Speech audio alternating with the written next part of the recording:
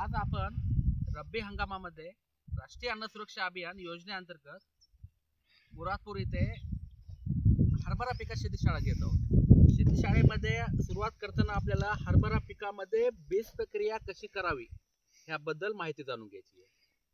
हरभरा पिकाची जर बुरशीजन्य रोगापासून आणि जोमदार वाढीकरता बीज प्रक्रिया करणं फार गरजेचं आहे। बीज प्रक्रिया करताना एक लक्षात ठेवा, हातामध्ये हातामध्ये हँड ग्लोव्ज आणि तोंडावर मास्क आणि कुठलेही नशा पाणी हे करायचे नाहीये। बीज प्रक्रिया करताना आपल्याला सर्वात पहिले बियाणं हे कोरडे थोडंसं ओलसर करून घ्यायचं, खूप बी ओलसर नाही करायचं। बियाण्याला बुरशीनाशक चिटकल ह्याप्रमाणे आपल्याला बियाण्याला हे करून घ्यायचंय। हे आपण घेतलेलं आहे बुरशीनाशक 22 टन घेतलेलं आपण। ह्याचं जे प्रमाण घ्यायचं आपल्याला 1 किलोला 2 ग्रॅम, त्यानुसार हे 2 किलो बियाणं आहे, त्याला आपण 4 ग्रॅम हे आपण बुरशीनाशक घेत आहोत।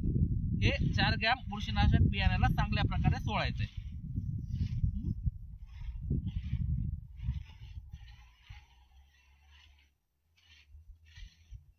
हे झालं, हे 16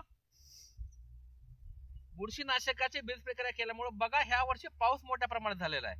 पाऊस मोठ्या प्रमाणात झाल्यामुळे बुरशीजन्य रोगाचा प्रादुर्भाव वाढणार आहे। मर रोग हा आपल्या हरभऱ्यामधील महत्त्वाचा रोग आहे। ह्या रोगाचा जर कंट्रोल करायचा असेल तर सर्वात पहिले आपल्याला काय करायचं आहे, बुरशीनाशकाची बीज प्रक्रिया करूनच पिकाची पेरणी केलेली आहे।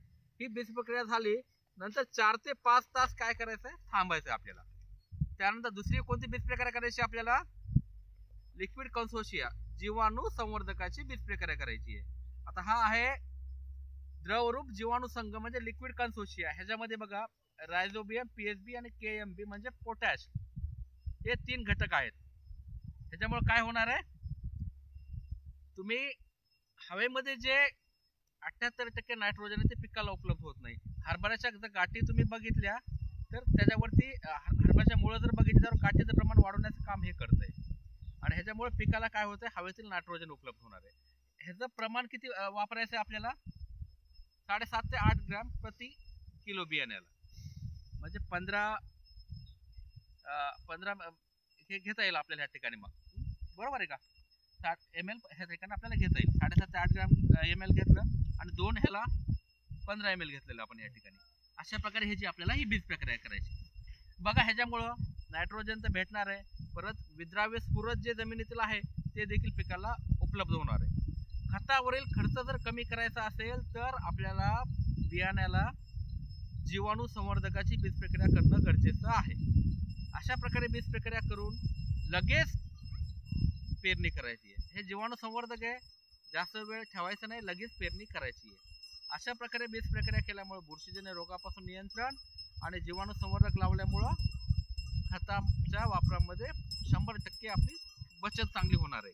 त्याच्यामुळं अशी बीज प्रक्रिया करा। शेती ही करताना ह्या चांगल्या गोष्टी पण गणेशा केला तर नक्कीच तुम्हाला त्या ठिकाणी चांगला फायदा होणार आहे। नमस्कार।